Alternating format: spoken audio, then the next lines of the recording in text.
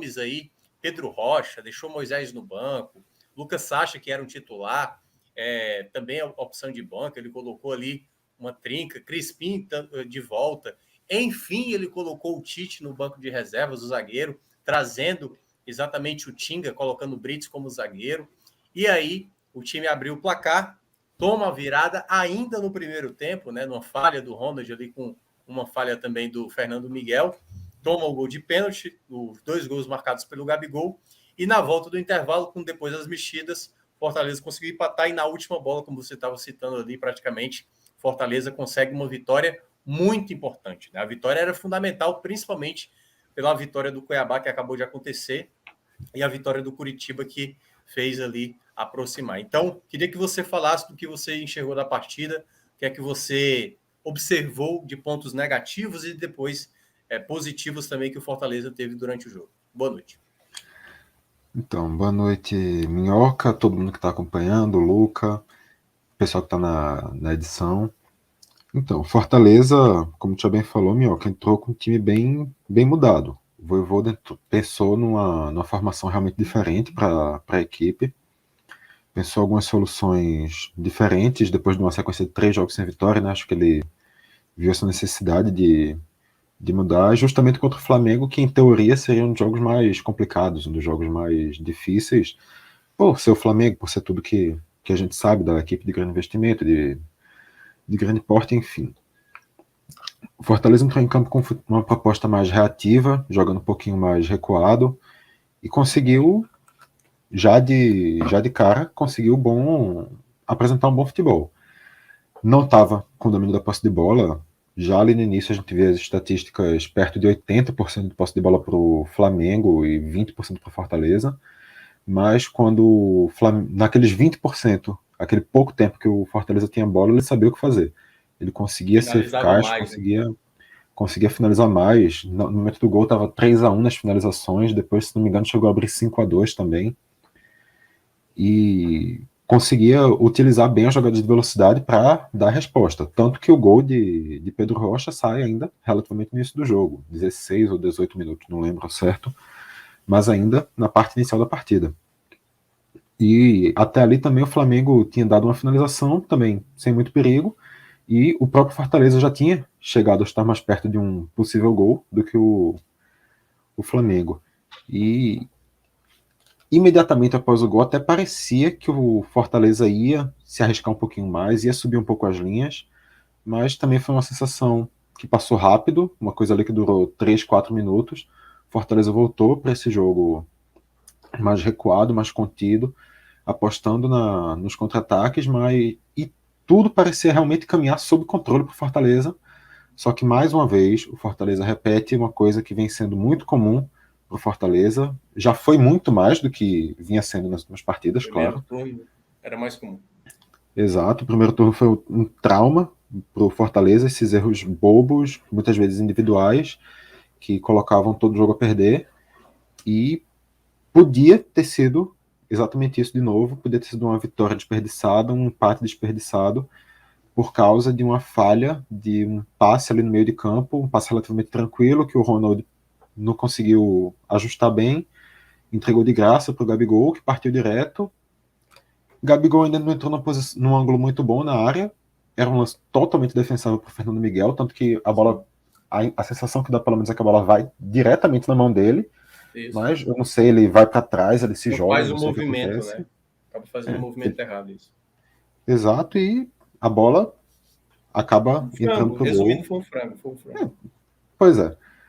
Uma falha de Ronald, uma falha de Fernando Miguel, não tem como não penalizar nenhum dos dois diretamente por esse gol do Flamengo.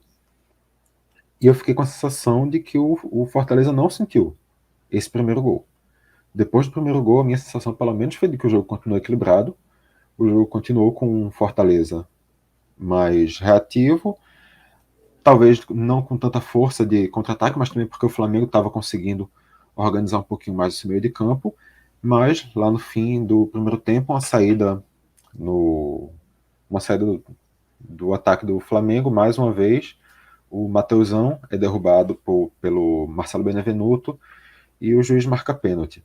Eu particularmente fiquei um pouco em dúvida do lance, mas a gente já aprendeu que não adianta de nada questionar pênalti no Brasil, a gente não sabe quais são as regras do Um VAR. detalhe, Vitor. Esse é o tipo do lance que é exatamente o que eu falo.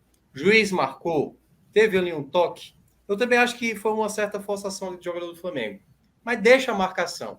A questão é que esse tipo de lance, a depender do clube, se há um rigor do VAR de peraí. Vamos olhar com mais calma, entendeu? Que é o que a gente geralmente fala. E nesse caso, geralmente, dependendo do clube, não, deixa. Deixa a marcação, não vamos interferir, não. Né? Mas... Se ao invés de, sei lá, Mateusão sendo derrubado por Benevenuto, fosse. Opa! Se é o contrário, né? O Davi Luiz fazendo isso lá no Thiago Galhardo, né? Aí a Pois é. galera, em vez de peraí, pô, acho que não foi pênalti, não. Esse mesmo lance, acho que melhor chamar. Mas, enfim, a gente pode ficar aqui no campo das especulações, mas essa resposta É. realmente não tem como ter. Lance polêmico, mas é da vida. E o pênalti muito bem batido pelo Gabigol, aquele pênalti chato. E ali no canto, espera o goleiro definir e vai na frieza, então realmente não tinha muito o que fazer ali. Fortaleza vai pro intervalo com esse gostinho amargo, essa virada, sem merecer tá saindo de campo derrotado, talvez merecendo até estar saindo de campo com uma vitória pela inteligência do seu jogo, pelo que estava conseguindo fazer, segurando o jogo do Flamengo, mas é do futebol. Com a derrota, eu acho que tudo ficaria um pouquinho mais complicado para a cabeça do Vojvoda, mas aí eu acho que foi quando a estrela dele começou a brilhar.